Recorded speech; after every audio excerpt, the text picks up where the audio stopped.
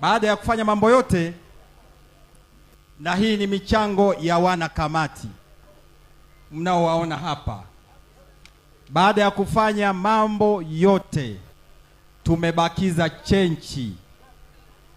Tumebakiza chenchi, na chenchi hii hatuna pa kuiweka, tukaenda kuiweka kwenye benki ya CRDB. Chenchi hiyo ni shilingi za Kitanzania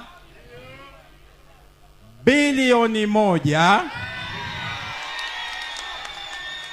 Naomba utulivu kidogo. Bilioni 1 na milioni 4 tu.